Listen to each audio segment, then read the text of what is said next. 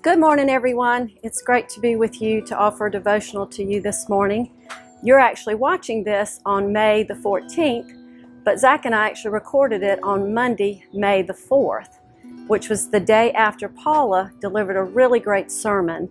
She had a lot of wonderful points in the sermon, but one of the things she asked us was, what have you been listening to? If you didn't have a chance to hear her that Sunday, May the 3rd, go back and listen to her sermon. It's really fabulous. And it did get me thinking about, what have I been listening to during this pandemic? And there are a few things. One is music. If you haven't had a chance, there's amazing things that these amazing artists are putting together for us that are inspirational, whether it's our own church choir getting together, or it's a BBC production with 20 amazing artists, or a dad and his daughter in their home.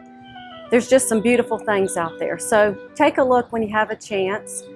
Another thing that I'm really big on is podcasts. I don't know if you enjoy podcasts or not, and if you're not a podcaster yet, again, I encourage you to take a look. There's so many amazing things out there that you can find where you learn things or you receive inspiration. I'll throw out one that I've enjoyed recently. It's Brene Brown. She's got a new podcast called Unlocking Us. And you'll be familiar with Brene because she's done some incredible research around vulnerability and shame. So take a look at her podcast and look for others. Again, just great things to be listening to during this time of social distancing. And finally, I follow a blog that's called Bread and Honey for the Soul. And you will recognize the writer of this blog. Her name is Farrell White Mason. And the reason you recognize her name is she's from Spartanburg. Those of you who know John and Karen White, Farrell is their daughter. They go to the Advent. She's also sisters with Belle White Montgomery. And a couple of weeks ago on her blog, she offered a beautiful prayer. And you can go to her blog and actually listen to it. And I've listened to it many times. I love listening to her read it. But I'm going to take the time to read it to you today. I've got it here on my phone. And Farrell did give me permission to read this to you all. So it's called Welcome Home. Dear God, thank you for the invitation to come home, to myself, to my faith, to my purpose, to what truly matters to you. Thank you for the invitation to come home, to seeing again anew how ridiculously sacred the whole world is. Your watermarks are everywhere.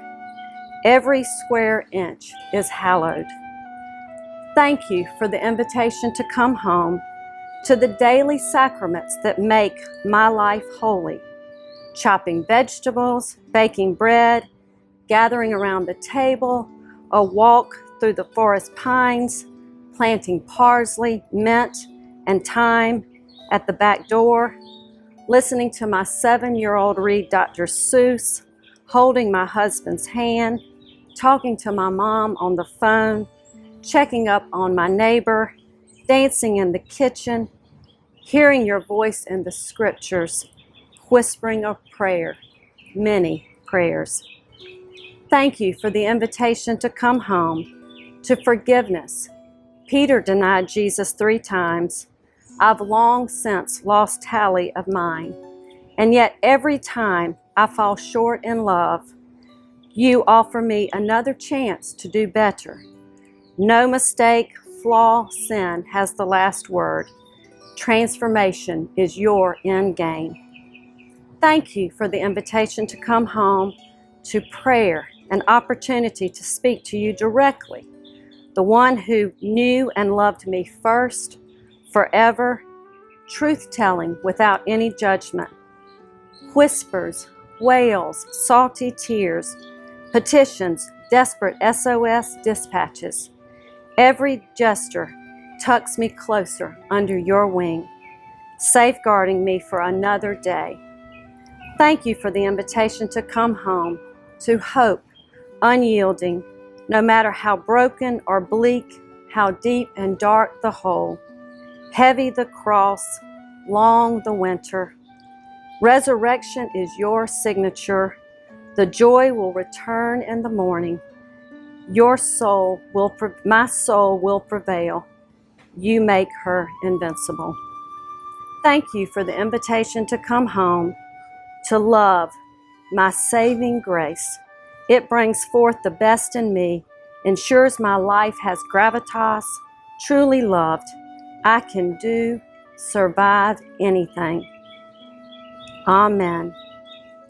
So my prayer to you today is that you come home regularly, that you listen to Jesus telling you how much He loves you. And until we're together again, may the Lord bless you and keep you. Amen.